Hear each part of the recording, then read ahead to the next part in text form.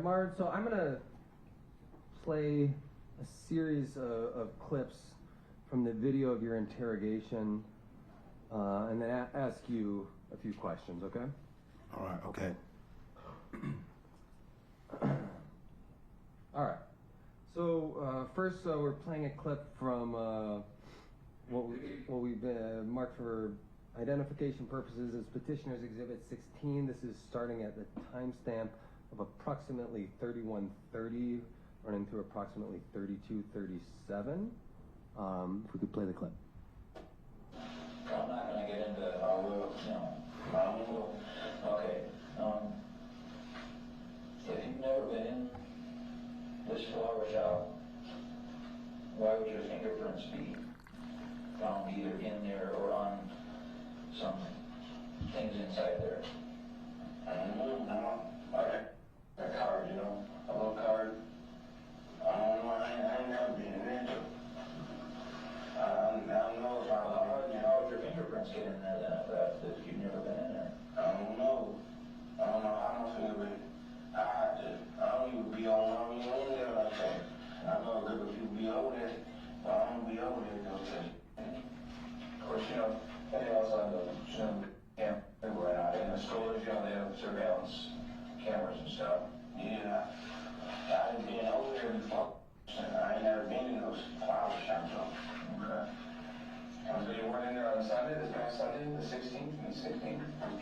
I was not. I won't go to no flower shop this week.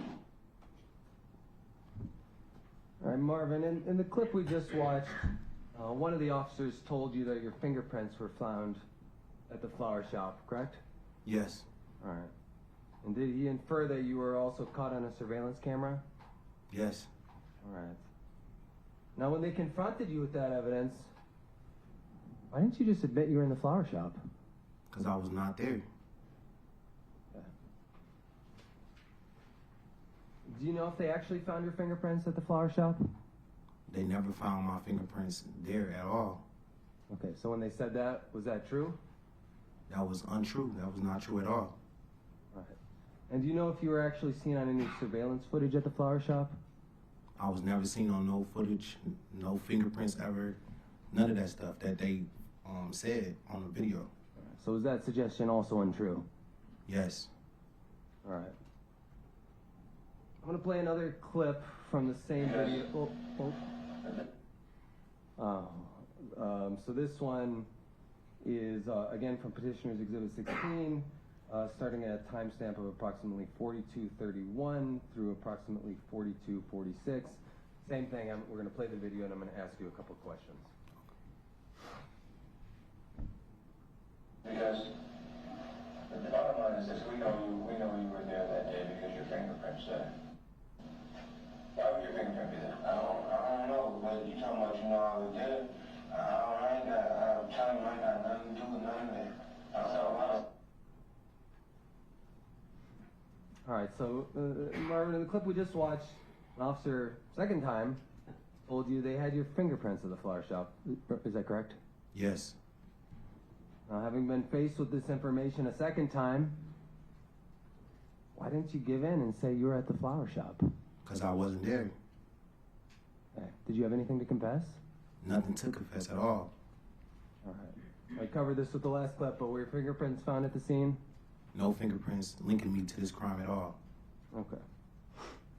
All right, I'm going to play a third clip, again from Petitioner's Exhibit 16.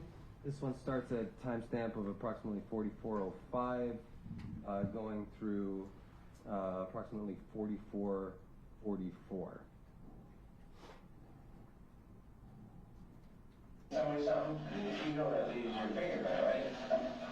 You understand that? Yeah, I understand. Listen, you're familiar with DNA as well? You understand how all that stuff works? Yeah, I understand. I'll be watching on that one show. Some of those kind of shows and crime scene evidence shows, stuff like that. Yeah. Okay. I'll be watching all that. All right. So how'd your bodily fluids, as it were, get in the store? I don't even know how. I ain't even telling you what happened. I'm just breaking it down, but I'm telling you, I don't even be over that way. You can ask. You were over there. All right, Marvin. In the clip we just watched, did the officer represent that your bodily fluids were found at the store? Yes. And asked you if you understood that that would contain DNA? Yeah, he told me it contained DNA, my DNA, fingerprints. Yeah, he said all that stuff was located there. All right.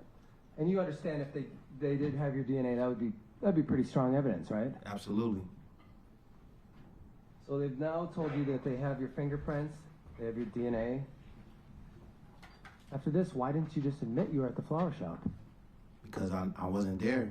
I didn't even have too much information about this crime, so I was dumbfounded, actually. Now, do you know if they actually found your DNA at the flower shop? I know they never located none of my DNA, fingerprints, nothing. Okay, was that a lie? That was a lie. Were you, so back when you were 16, were you aware at that time that the police were allowed to lie to you about the evidence they had? I didn't know they was able to lie to me. At that time, I didn't know. I really wasn't too familiar with the laws, with the policies, nothing. So I kind of was like, I really didn't really understand what was happening because I didn't think they could lie to me, you know? So I'm like, fingerprints and DNA, I really was dumbfounded. All right, so what was going on in your head when the officers say, we got your fingerprints, we have your DNA at the flower shop? I'm like, this impossible. Like, I'm thinking like they gonna find out like this not me. So I was kind of still trusting in the legal process at that point. I'm thinking like, I know this not me. I haven't did nothing like what they was suggesting. So I'm gonna pick up a little bit on the last thing you said there. You know, before going through this experience, did you think anyone could be convicted of a crime they didn't commit? I really didn't have no information about somebody being wrongly convicted. I really had never heard about it. So when it was like, back then I think everybody was guilty. Well, from my perspective back then, I did think if you went to jail, you did something. You know, I didn't think somebody could be capable of being wrongly convicted or, you know, being falsely accused. So I'm thinking if they coming at you like that, it's a reason. So when you were sitting in that room as a 16-year-old, and they were telling you they had all this evidence, did you think this is all going to get sorted out, or what did you think? Yes, I definitely did. I'm like, they're going to sort this stuff out, they're going to figure it out, and I'm going to get up out of here. I was confident, 100%, because I knew I had no involvement in it.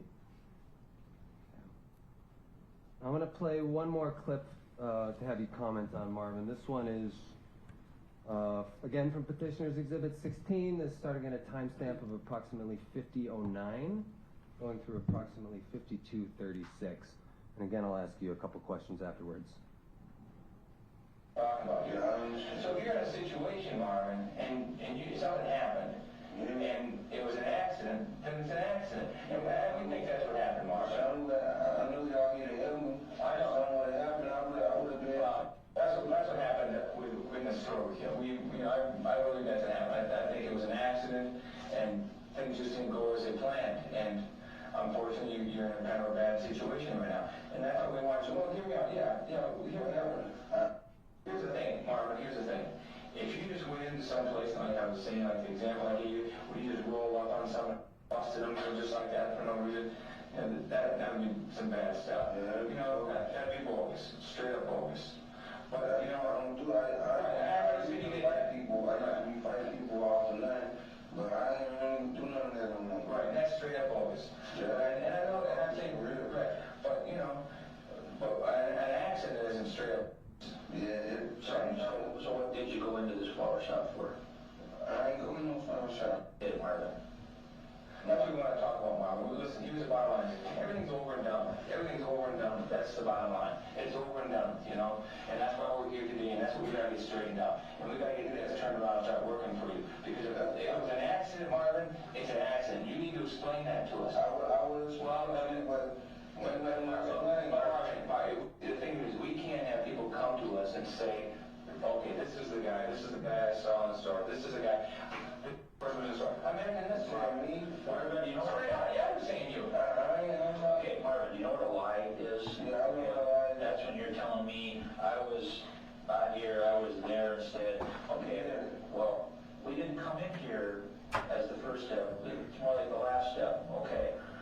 So we already know everything, okay?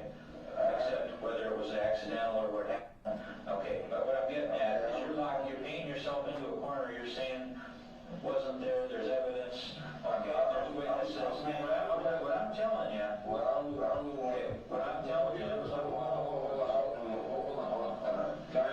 you to get upset. I just want you to, hey, don't get upset. I just want to give you an example. I don't even know what I did. I don't want you to get upset. I just want to ask you this. Okay, imagine this. Imagine if Dave and I, right now, say Dave's in a...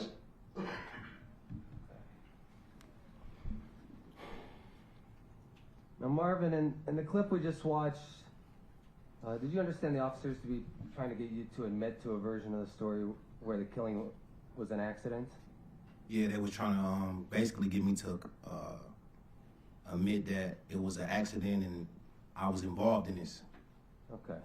And did you understand that an accident would be less bad than a version of the story where someone went to the flower shop intending to kill someone, right? Yes. So why didn't you take their lifeline and admit, okay, it was an accident? Especially after they told you they had your fingerprints and your DNA. Because I was not involved. Okay. Now, if you would have admitted to that, would it have been true? It would have been untrue if I told them, like, this was an accident or I was there. That would have all been lies because I wasn't there. I didn't have no involvement in it. So I couldn't do that. And again, with the officers telling you in this way that they had everything they needed to convict you, why didn't you just confess? Because I'm innocent. Counselor, with all due respect, you've asked the question 20 times, Okay. and when you start a question with again, it kind of is asked and answered. So I'll ask you no more. Okay. I have one just further question, Your Honor, which, and I promise this will be the last time I ask this. I just want to get it cleanly on the record. Why are you here today, nearly 2 decades later, still fighting your case? Because I'm innocent, 100%. No further questions. Any questions from the state? Just a few, Your Honor. Hi, Mr. Haynes.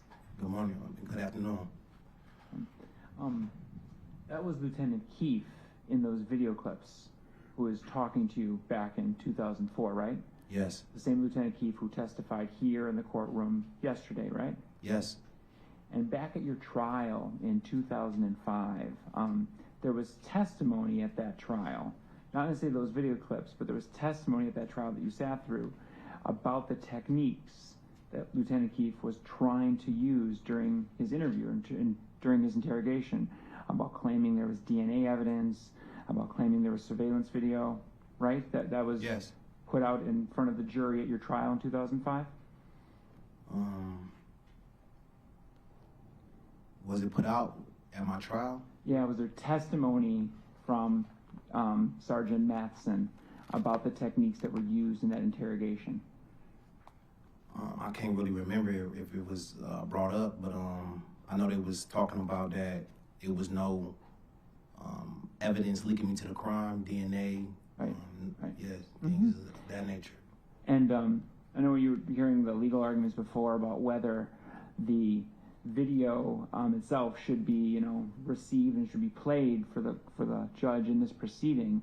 One of those arguments was the effect on the listener. If you heard Mr. Marquardt reference that before, maybe 10, 15 minutes ago.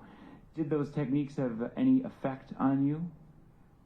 Did they cause you to admit or to confess to the crime?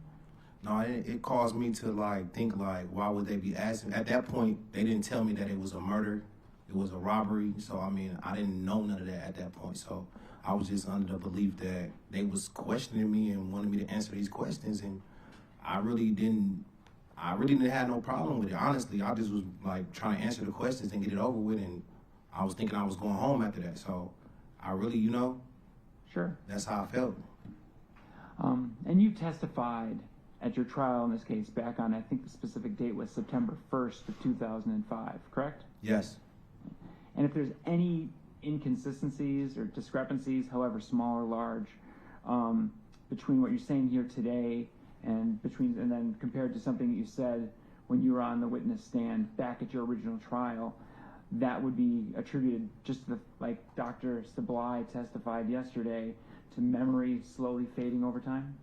It could be, and the trauma I experienced going through this experience. Sure. No. Thank you, sir. I have no further questions for you. Anything else from the defense? Nothing further, Your Honor. All right, thank you, Mr. Haynes. You can step down.